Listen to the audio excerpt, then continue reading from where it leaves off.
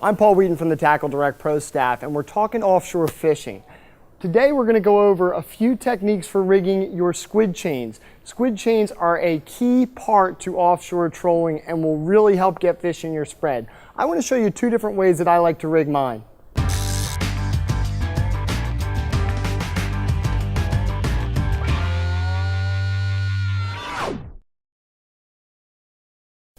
One of the most exciting parts about offshore fishing for me is watching a hot billfish come up behind your squid chain.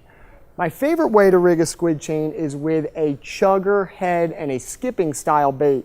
You'll see this is an Islander Express, and you'll see it's got a coned head, or I'm sorry, not a coned, a cupped head, and is perfect for rigging your skipping bait.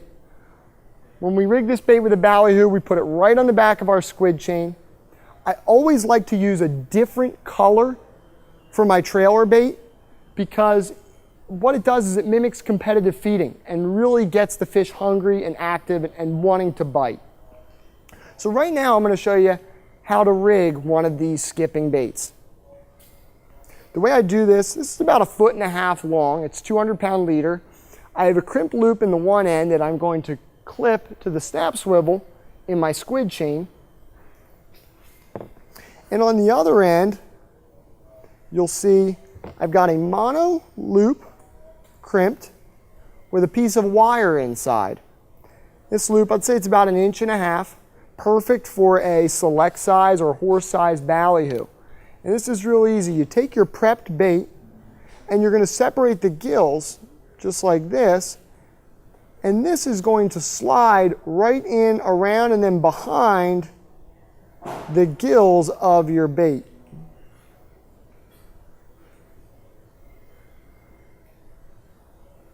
Get it up in there just like that, making sure that it's behind the gills and tight up to the back of your bait.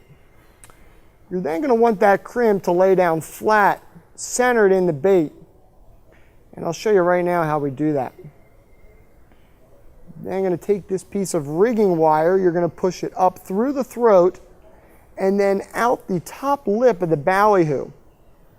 In the top lip of the ballyhoo, you'll notice a little V that comes down and it faces the front of the bait. Inside of that V is a soft spot, and that's where you want to get this wire up and through. And watch as I do that.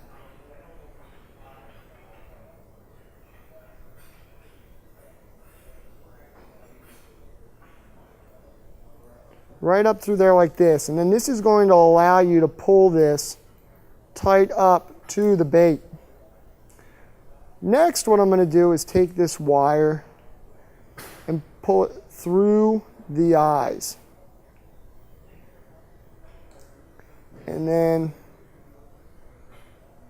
we're going to go around the bait again through the eyes. We're going to do that twice.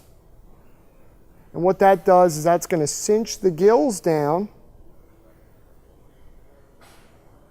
tight so that no water can pass through there. Then, after going around twice, we're going to take the wire and pass it up through. This time I noticed I've got a little bit of extra wire, so what I'm actually going to do is, because I've got some extra, I'm going to pass through the eyes one more time, cinching those gills down. It doesn't hurt to put a third one in. And then I'm going to go up through the neck again. You can go through that same hole that you went through before and out that top lip. And now I'm just going to do a series of wraps right down the bait, including the leaders, to keep everything streamlined.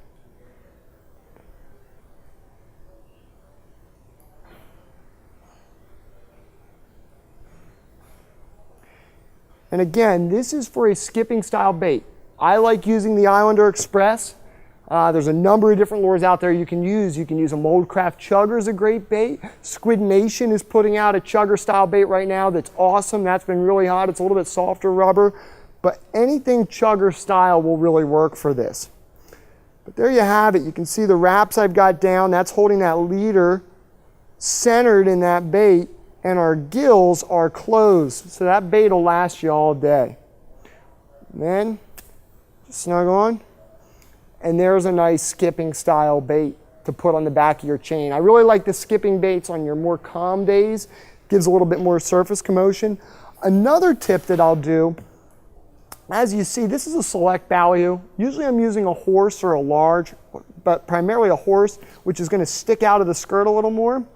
Another thing though is I'll take a pair of shears, and I'll do this before I have the bally on it, but I'll cut about 2 inches off the skirt. And what that's gonna do is expose more of the bait, and when that fish bites down on it, he's gonna feel more of the bait. It's a great technique. Switching fish off the chain and bait and switch is really, really fun. It's a great way to fish.